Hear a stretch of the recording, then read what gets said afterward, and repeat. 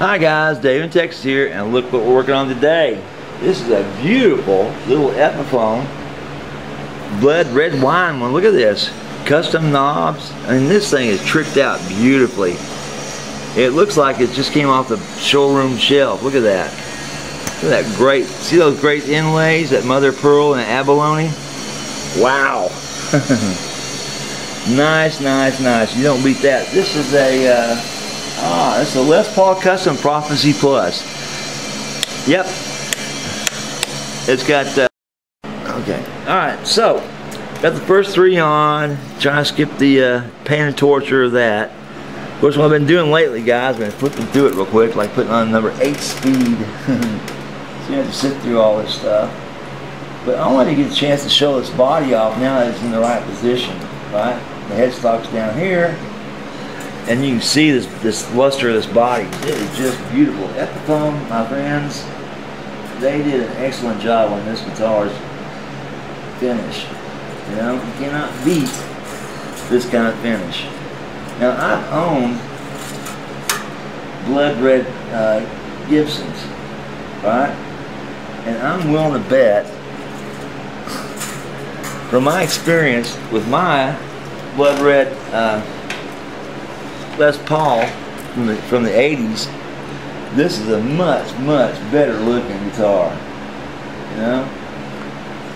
And I can't remember what I paid for that guitar. It must have been a couple of $1,000, but this is absolutely beautiful. Look at this. And it so much stands off because what he did when he chose his volume knobs, his knobs on this. Look at this. I mean, you cannot beat the color contrast on this, plus the pickups. And the pickups actually have gold inlays on the screws too to help highlight them. So overall, this is a beautiful guitar, right? You cannot beat that. Alright, so we're going to finish winding these babies up. Then continue on with the process of setting it up. And at the end of all that, we get to get on and play it.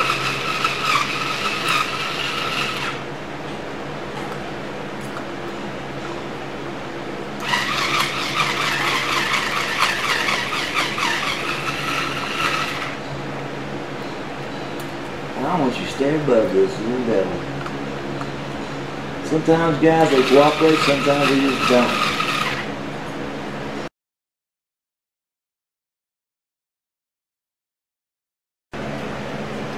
Okay guys, we've got it set up for him now. We've got the strings set up at 464s and 564s respectively. And it's playing pretty sharp, no more fret buzzy nuzzy. You know, that nasty stuff that we don't like to hear about. And the next thing to do is to intonate this for him. And then hand it to him, put it in his hands, and go from there. Okay? So hang in there guys while I take off that little pin and start playing. I may show you doing this. Let me see. It's been a long time since I see a set pin. Most people take these out and just leave them out. But this one still has a set pin in it. And I don't know how many you guys may have never seen one of these before. They're so kind of unique. Like I said, most players take these out because they're a pain in the butt. But see that? It's got a set pin in it. See that holds the screws in place. You can't adjust them. So hang in there guys while I take that out and do the adjustments to it. Well, let me test it first, make sure it needs it. Wouldn't that be a bitch? Go all the trouble taking them out and then find out it doesn't need it. Well, gosh, I gotta turn it around guys, sorry. Okay, so what I'm doing now guys, I'm trying to check the intonation on it. Well, the strings are still stretched on me, so I have to do this pretty quickly. That was fine. I don't know. Here we go again. Epiphone did their job right. That's fine.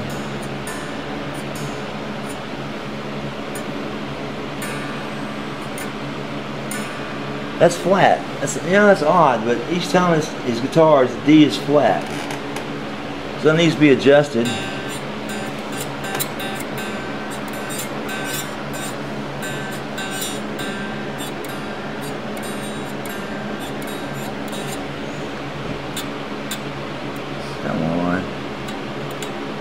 That's good.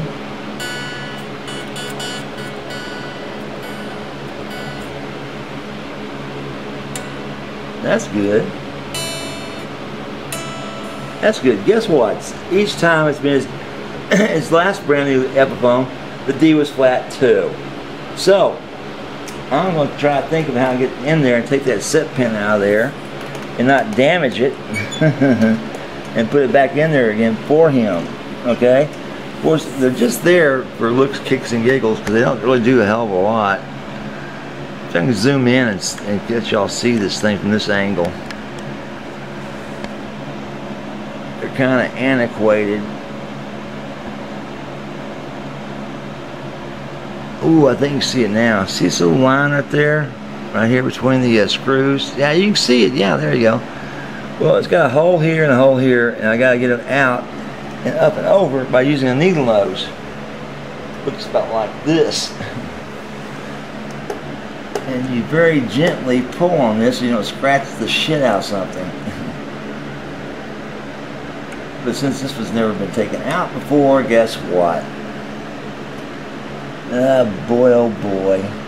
It's always fun and games at the Dave's in Texas shop, I guarantee you.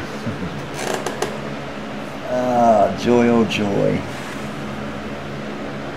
Where's my lead in? Here? There it is. There's my lead in. Y'all can see it's coming out? Yes, this is delicate surgery, guys. Brain surgery. Rocket surgery and brain science. And there she came. Take out wrenched ankle. Oh, there it goes. It's going. It's going. Surgery was good, but the patient died. Later on, ask me if he wants to put this back in because it's totally useless. But it comes from Epiphone that way because it's tradition. Now, he's got a flat D string, which I need to sharpen up. Alright, guys. Again, take out wrenched ankle. And about half a turn should do it. Let's see. If it's staying tuned, it'd help. Ta-da! Okay, guys. Well, with the exception of putting this back later when he shows back up at the shop, I'll see what he wants to do with this. He wants to keep it or toss it or take it home with him, put it on the trophy wall, showing a surgery went well on his guitars. So, the guitar is tuned up. It's intonated. It's set up. Now, before he comes and picks it up, I'm going to shine it up with some nice shiny stuff, right? That's kind of cool. Let me show you this, guys. Something else that may be kind of new to y'all. It's a new logo they've got on their headstocks. See that now? Of course you can't. I'm the world's worst camera guy. Sooner or later, I think you'll go see it. See the lines on there now?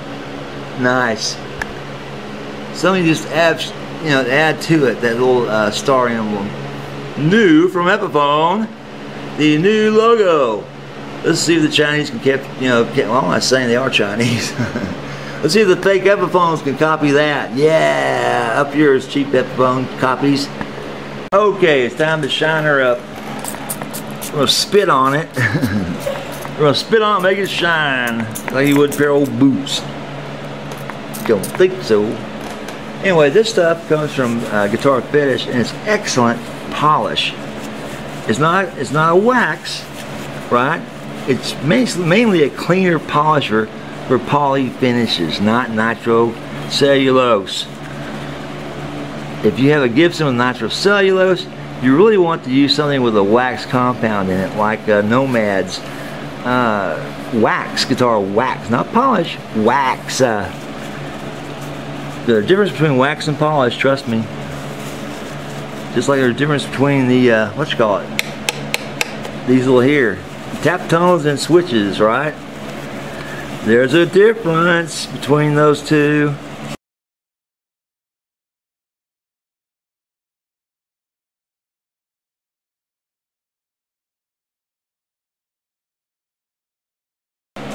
Yeah, we're still on camera. I just dig these tuners, guys. Look at this, these knobs. They're kind of hypnotic, like demon eyeballs. You expect to hear a lot of metal being played with this, but I think he's more like towards the country western. We'll see. Watch him start playing some, you know, Foghat or something. Or some Alice in Chains kind of stuff, or Metallica. Alright, hang in there, guys. We'll be back in a second with him playing. Okay, guys, we got his little Epiphones fixed up and ready for him to go gig with. Go ahead and introduce yourself, guy. My name is David Frizzell. I'm in a band named Venomous Mercy out of Waxahachie. Look us up on Facebook. Dates will be on the page. Cool, cool. Let's hear your voice of that guitar. It's a beautiful guitar. Let's hear what it sounds like.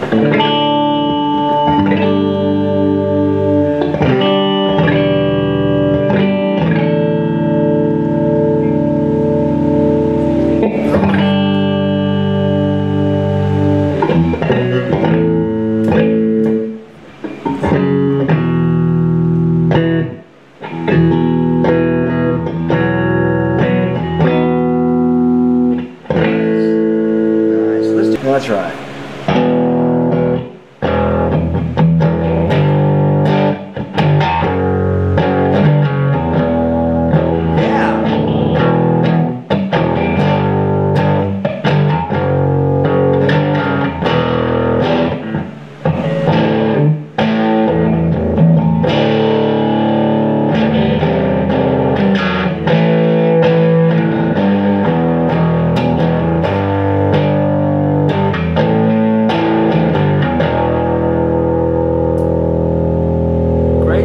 Great job.